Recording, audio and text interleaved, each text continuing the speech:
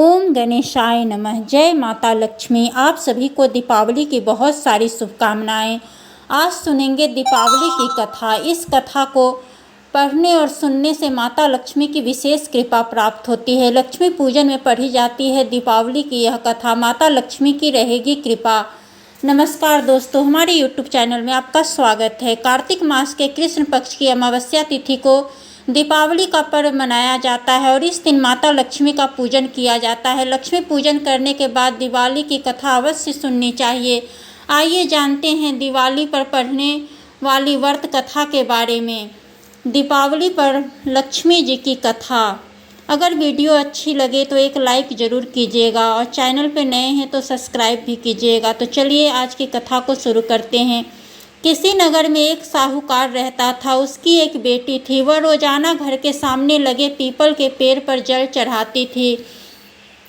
उस पीपल में लक्ष्मी जी का वास था। एक दिन उसी पीपल के पेड़ से लक्ष्मी जी प्रकट हो गई और साहूकार की बेटी से बोली, मैं तुझसे बहुत प्रसन्न हूँ, इसलिए तुझे सहेली बनाना चाहती हूँ। साहूकार की बेटी बोली, क्षमा कीजिए, मैं अपने माता पिता से पूछकर ही बताऊंगी। उसने घर आकर अपने माता पिता से सारी बातें कही और उसकी आज्ञा से लक्ष्मी जी का प्रस्ताव स्वीकार कर लिया। इस तरह वे दोनों सहेलियां बन गई। लक्ष्मी जी की उससे बहुत प्रेम करती थी। एक दिन लक्ष्मी जी ने उसे भोजन के लिए बुलावा दिया। जब साहूकार की बेटी भोजन करने के लिए पहुंची तो लक्ष्मी जी ने उसे सोने चांदी के बर्तनों में खाना खिलाया, सोने की चौकी पर बिठाया और उसे बहुत कीमती रेशमी कपड़े ओढ़ने पहनने के लिए दिए। इसके बाद लक्ष्मी जी ने कहा कि कुछ दिन के बाद मैं तुम्हारे यहाँ आऊँगी। साहूकार की बेटी ने कहा हाँ कर दी और घर चली आई।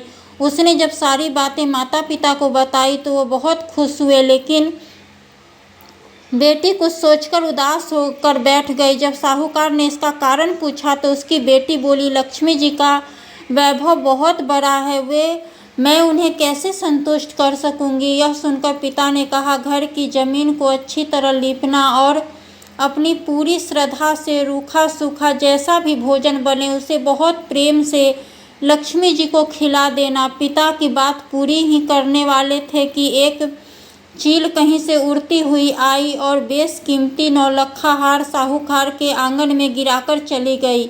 यह देखकर साहूकार की बेटी खुश हो गई। उसने पिता की बात मानी और घर को सुंदर तरीके से सजाया। जमीन की सफाई लिपाई की। चील ने जो हार उसके घर में गिराया था उसे बेचकर लक्ष्मी जी के लिए अच्छे भोजन का इंतजाम किया। उन्होंने सोने की चौकी और रेशमी दुशाला खरीदा। जब लक्ष्मी जी घर आई तो साहूकार की बेटी ने उन्हें सोने की चौकी पर बैठने को कहा। इस पर लक्ष्मी जी ने कहा, इस पर तो राजा रानी बैठते हैं। इतना कहकर वह साफ जमीन पर ही आसन बिछाकर बैठ गई और बहुत प्रेम से भोजन किया। वह साहूकार के परिवार के आदर सत्कार से बहुत खुश हुई और उनका घर सुख संपत्ति से भर गया।